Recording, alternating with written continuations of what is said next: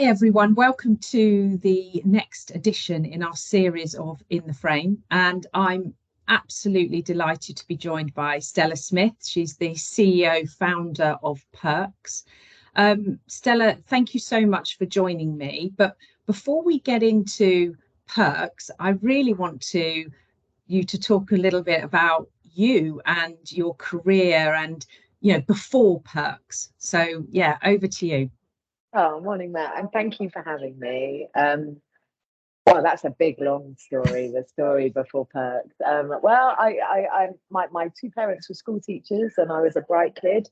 But then I was incredibly naughty, so I had a little bit of difficulty in childhood, and I left home at 16, and I went to work in McDonald's full time, and then I got a job in a bank. And when I got a job in the bank, I kind of didn't like it very much, if I'm honest. And I kind of worked out by myself that if you're going to go to work, then you might as well do the best you can. And so I went through the banking world relatively quickly.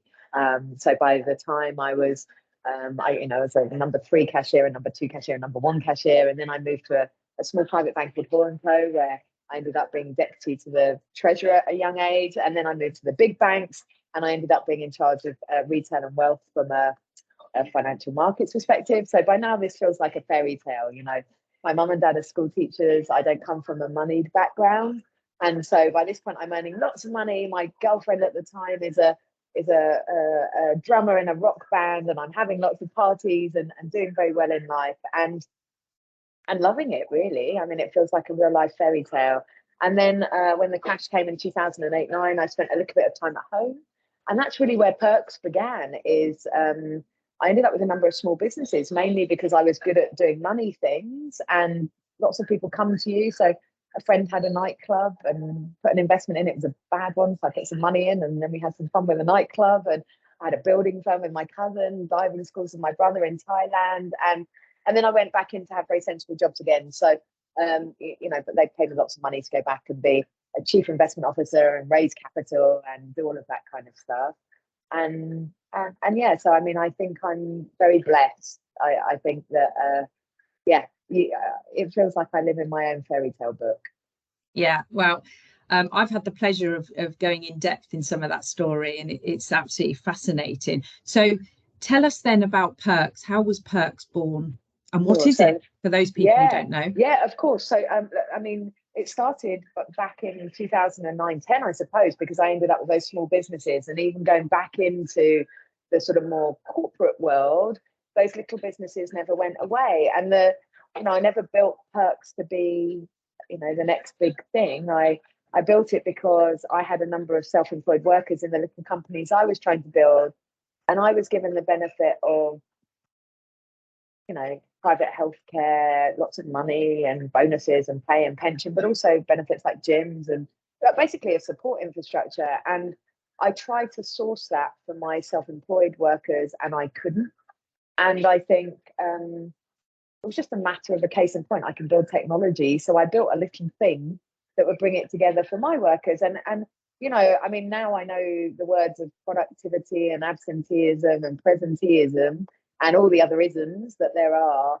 But to be honest, I just wanted to take care of my people, because I knew that if they were up and working hard, I would do well in that smaller business. And so what pirkx is it aggregates together all the benefits and services that you would usually get if you were an employee of a large organization, and it makes it available to the independent worker, or it makes it available to workers in SMEs, and in fact now employees of larger organizations as well. But the whole principle was that the suppliers of those kind of things didn't want to deal with that end consumer that had never been seen as a market before. And then pirkx is kind of cool. We built a cool piece of technology. It doesn't feel like a boring corporate employee benefits thing. It feels more like Spotify or Netflix, I hope. And we've got really high engagement levels, and fundamentally we put important stuff into people's hands that can make a change to their life today, and it might be a small change like a smile. We were laughing ahead of the interview starting, but sometimes just a smile, sometimes being more healthy, sometimes when you've got a kiddie with a temperature of 41 degrees, having the pirkx doctor at hand, there's so much in there. And so you get 24/7 doctor, 24/7 counselling, virtual gym classes, digital physio, all the things you'd expect from a large organisation, and it's just £3.75 a month plus VAT. So I think it's kind of cool. I think it's immensely cool. And I've been in the recruitment industry, as you know, for a very long time, and I've never seen anybody think about particularly the contingent worker. They've always felt almost like, well, they're not perm, so they don't get anything. So just to turn that on its head, I think that evolution of just that thinking is phenomenal, because now people, make a choice, a career choice to be, self-employed, freelance, categorize them however you will. I saw an interesting article last week on LinkedIn where they said, is the term temp derogatory? And I'm like, absolutely, it's derogatory. So I think the fact that we can bring in benefits for any worker, and the fact that it's on a cool, funky app on your phone, which is obviously the way forward, is amazing. So Perks, obviously, as you said, established 2009, 2010, with quite a different remit to the one it's got now. And now it's in kind 2009, of, 10, it was just in my head, because it's more my story of evolution. So Perks itself has been around for about 4 years now. And I guess, I don't know, as somebody who's always worked in large organizations, I took my own journey to, become a person. I have to make money to feed my children, just like my child, just like everybody else has. But it feels very different when you're not reliant on a large organization. And I think that Perks now, Perks was just a silly idea in my head. And I made it for 64 self-employed massage therapists and the 100 people that worked in the FS firm. I didn't make it to be what it is now. And we've just delivered this really cool piece of technology that nobody knows about. I'm about to sort of share that with the world, but it's now I can press a button in Perks. It got delivered about 2 weeks ago, where we can replicate Perks into any jurisdiction on the planet that operates off the cloud at the touch of a button in under 40 minutes, which means, wow. Yeah, it does. Well, it's wow, but it's kind of boring, but it's not boring. And the reason it's not boring is because there's about 3.2 billion workers in the world, and only 10% have access to that workplace wellness. And I think COVID was a leveler in terms of us all. And it doesn't, future of work, there's the whole story. Lots of people subscribe to the fact that there'll be a more varied style of workforce going forward. Lots of different opinion, but fundamentally everyone believes that there's more flexibility that's going to happen in a bigger way as we go forward. But I've got a piece of technology that might be able to get doctors and counsellors to workers wherever they are, and that feels like a cool thing to do. And as you say, it evolved from what was a silly but great idea, Stella. Thank you. So more of those silly ideas, if you will. Oh, thank you. This one's quite full on. So this silly great idea that became what it is today, what's your plans for Perks next? Obviously, you've just said you're adapting the tech all the time. You're adding things to it. Is that the kind of roadmap to just keep making it better? Do you know, people often say to me, how on earth do you do it for £4.50? And then I explain it's like a gym membership model. We've got data. We don't need 15,000 doctors for 15,000 customers. And we've got data that says how many we need, just as if we ran a gym. We don't need, 3,000 running machines for 3,000 gym members. But I think there's something in me that would really love to preserve that price point forever. Whether I can do that forever or not, certainly in the, short and medium term. But and the reason I actually think it's cheap. We have to use the word affordable, otherwise my marketing team tell me off. But the reason is because I made it with one hand to buy it with the other. I was my own first customer.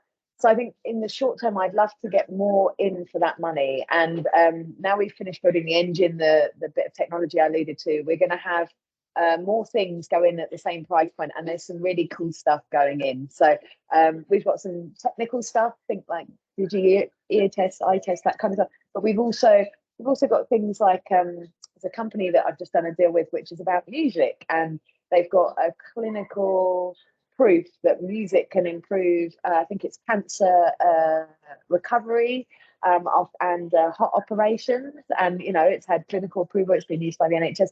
And I think I'm going to get cool Spotify playlists in there and some fun things around the edges. Yeah. So I would love to try and bring more tools to resilience build, because I think a lot of the services you find in wellbeing are about diagnosis and fix. You know, we go to a GP to diagnose and to fix us, but actually what can we do in a preventative manner to build our resilience? If we're in a really positive mental health state, how do I preserve that rather than having a problem that I need to fix? And I'd love to see more of that going to play. So that's the short term is, and then I guess we also want to launch in Chicago and South Africa.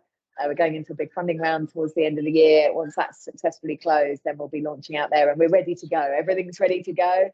Just a few bits of moving the corporate stuff around, and then we'll be live. Fabulous. And if by any chance, after all of that understanding of what pirkx is and what it does, if there's anybody out there of our members who are unsure how it can give them competitive advantage, Stella, how would you describe how having pirkx is a benefit for your employees, whether that be permanent, your contingent workforce, whatever? How can it give the member a competitive advantage? Well, do you know, it's very interesting, particularly in your space. And, you know, listening to you when we first met gave me more understanding of my product than I had before our conversation. And, you know, I think, for example, we have a resourcing firm that had a real spike. You know, they've done extremely well in COVID. They looked after sort of retailers, and then they saw fees come down a bit. So they've used it to attract people, but also to retain and to engage them. And I think that, I mean, look, there's a do you subscribe to the human fact that taking care of somebody has an impact? And so I can answer in all the isms: productivity, clear, there's science, there's data.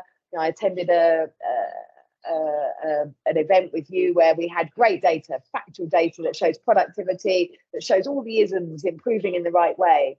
But I think there's something even more important, which is, as a human, when you're taken care of, that breeds an emotional response. And we are not just factual responses as humans, we have an emotional response.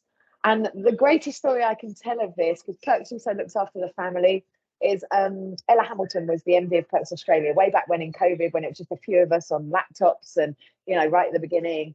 And she'd hurt her foot. And I kept saying to her, Ella, go to the doctors. And she's like, yeah. And I was like, no, you need to, you know, we're a wellbeing company, for goodness sake, you know, pirkx launch can wait, go and get your legs sorted. And she didn't. She ignored me as her CEO, obviously. And she also had a cat, and she's had this dribbly cat for 20 years, and the cat got poorly, and the very next day the cat was in the veterinary practice. Or if it had been her child, the child would be in the doctor's. And we've got this thing about, I don't know, that's a very human thing, is, you know, taking care of the things we love, the people we love, the things we love is important to us. And I think the feeling of being taken care of, what that gives back, I think that's the magic of it. So I think there's a clinical answer, which is productivity, all the isms, the engagement, the attraction of workers. We've seen physically with our customers that they've been able to attract workers. And we have, you know, direct feedback and examples, or I don't like the name user cases. Users always makes me think bad things. I prefer customer cases rather than user cases, but there's lots of stories. What about testimonials? That testimonials, that's a nicer word. Thanks, Mel. You've got evidence basically that proves that, but I think fundamentally you're right. That connection with taking care of people, morally, it's the right thing to do, isn't it? If nothing else. And I mean, and look, £3.75 a month for a doctor's service. I mean, any one of the services, getting money off your shopping, and you get, you know, hundreds of pounds instead of what. Yes. Anyone can make quite a meaningful difference. And look, I think I got 700 quid back off pirkx for my cash back on my Tesco spend on my Christmas presents. That doesn't actually make a meaningful change to my life, but to my mum and dad, that's Christmas paid for, a holiday. You know, that makes an impact. And you know, the right thing to do is a good thing. I also think that there's a point where the friction of being able to put these things in place is no longer there. Yeah. So I think historically it was inaccessible because obviously providers didn't want to deliver to that audience. But I also think it was full of friction. It took ages, you know. And then when you did put something like that in place, it wasn't blooming used. So, you know, our engagement rates are very, very high. I mean, the engagement measure is rubbish. It's are you alive and you've clicked on it, which, you know, that's the market measure.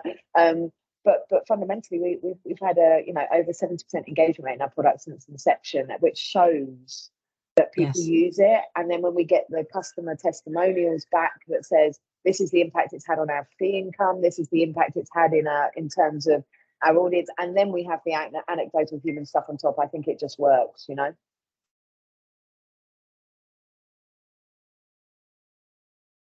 I've got one last question for you, Stella. Sure.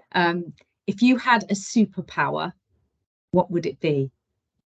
If I had a superpower, I mean, I think health is a superpower. Coming from a childhood where unfortunately my mum was poorly, I think we're all touched by health. Now I've got a piece of technology, I can't not say health, but you know, there's this little part of me that would like a superpower that's just cool. But you know, the superpower, obviously, and the right, you know, perkx CEO answer would be, I would love to be able to level the playing field in terms of healthcare and accessibility to healthcare. But if I wanted a real superpower, I'd like to do the whizzy turn thing, you know, go from suit into some kind of latex lycra type thing at some point. So yeah, no, I'd love a whizzy one with fire and flying, but no, I think I've got a chance, and yeah, I'm very lucky and very privileged to have a superpower chance with that bit of tech of trying to do something with it. Well, they say health is wealth, right? They do, and you know, I've got a funny view of money, not having come from it, which is money to me feels like freedom, because it gives you choice, and choice to me has always felt like freedom. So I'm not particularly, you know, I have lots of books, I don't have a TV or a car, I can't drive, but there's a power in having the choice to do what we do every day. And yeah, maybe that's the super. I don't know. I'm going to go health. I think it is. Health's the right answer. Health's good. Health's good. Well, thank you so much. It was a whistle stop of Stella and perkx, but yeah, just absolutely inspiring, both your story but what you're doing. And you know, I'm the biggest cheerleader. I absolutely love the product. I think it is awesome. So thank you for giving us this time this morning, Stella. Really appreciate it. And yeah, I hope to see you very soon. Thanks so much for your support. Really appreciate it, Mel. Take care. Thanks, Stella.